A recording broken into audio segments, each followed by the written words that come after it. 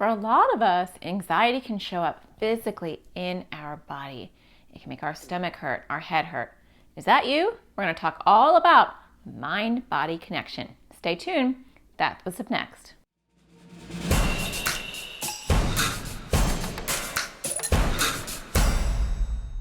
Hi, my name is Natasha Daniels. I'm a child therapist and I make videos for kids with anxiety or OCD.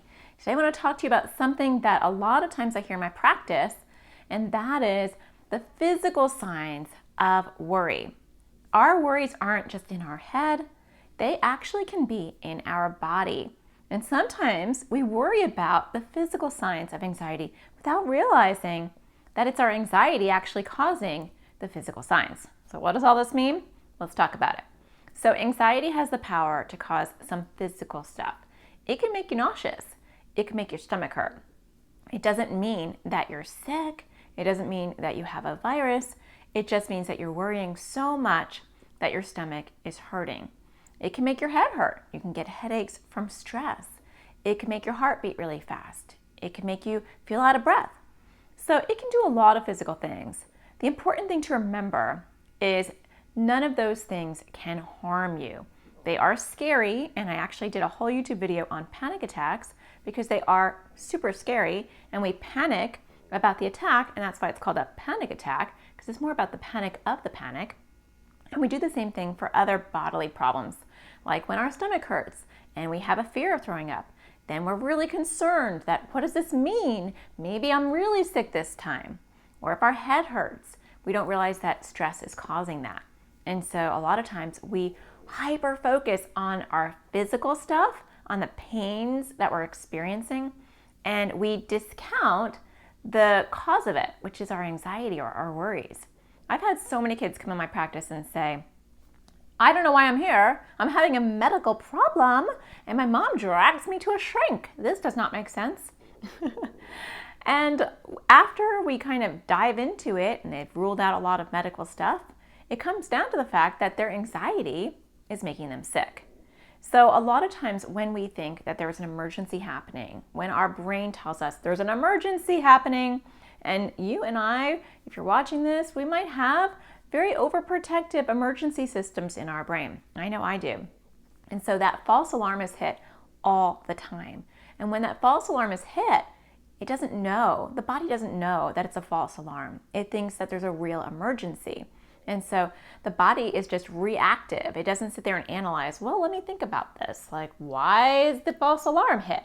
And it's not false to me because it sounds very real. No, it just prepares you. It's like, I think she's going to need to run. I think she's going to need to focus. I think she's going to need to get out of here. It's just fight or flight at that moment. And so the body does a lot of things to help us. It will slow down digestion. Hey, we don't have time for that food. Let's bring it down. We got to send blood to the feet, blood to the legs, blood to the arms so we can get out of here. It will pump our heart really fast because it wants us to have some good blood flow. And sometimes that drastic change can cause some headaches. We might get dry mouth or have a hard time swallowing. And that's all because our body is preparing for an emergency that is not happening. The only emergency that's happening is us becoming aware, too aware, of all the physical things that are happening in our body. And then we start to panic, which in return makes our body hit the emergency alarm again. She's panicking. I don't know why she's panicking. I think we're still not okay. Let me hit the button again. Boom. And then the vicious cycle continues. So our anxiety creates the physical stuff, the stomach aches, the headaches, whatever it is for you. And then we panic about that. We add worry to that, which causes more physical symptoms, and around it goes. So you may not even be aware that you are worrying. This happens to me all the time. A lot of times I'm super casual, or I think I am, and I'll realize, gosh, I'm feeling really jittery, or gosh, I have like the worst headache. Or for me, a lot of times I feel sick to my stomach. And then people who are close to me will say, well, yeah, it's because you're nervous about today. And I'm like, nervous? What's that? I'm 100% recovered. And no, my body's like, well, not 100%. And it's still hitting the false alarm. But because my brain is not aware of it, my brain doesn't want to accept anxiety, it goes right to my body. And once the thing that I'm nervous about happens, guess what happens? it all shuts down. My stomach feels better. I'm not jittery anymore. My headache goes away. And then I have to think, oh my gosh, I guess I was nervous. So you don't have to know if you're anxious. You don't have to be aware that you're anxious to have physical symptoms, pain in your body that is purely anxiety related. So if you don't know the why, it doesn't matter because the body is still hitting the false alarm. And the best way to deal with this is to acknowledge it. So when I have like an upset stomach and I don't really know why, maybe I'm doing something that I thought wasn't scary, I will say to myself, my body is anxious about this. My mind isn't, but my body is anxious. And sometimes I will fuel myself with green, happy thoughts. I call them green thoughts, where I will say, Natasha, you got this. You've done this before. You can do it again. What's the worst that can happen? And so even though I'm not thinking I'm nervous, I will still pep myself up and talk myself off the cliff.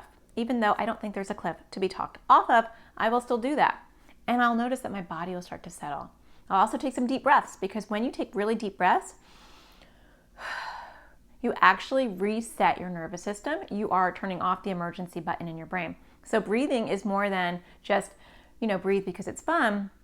Breathing can reset your body. So that's an important thing when you're having physical symptoms. I always like to attack my thoughts first, but a lot of times I'm like, I'm empty. I don't have any thoughts.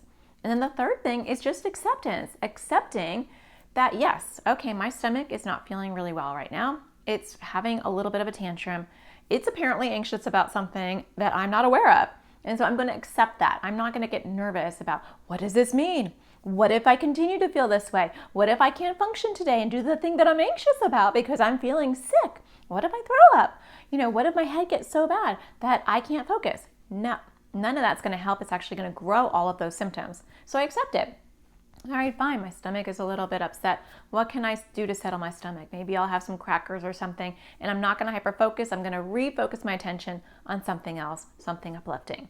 And when you do that, and it's caused by your worry or your anxiety, over time, it takes some time, everything starts to reset. The emergency alarm gets shut off.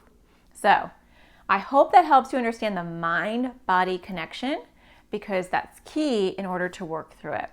Well, I hope you find the sparkle in everything you do, and I'll talk to you again next Thursday. Take care.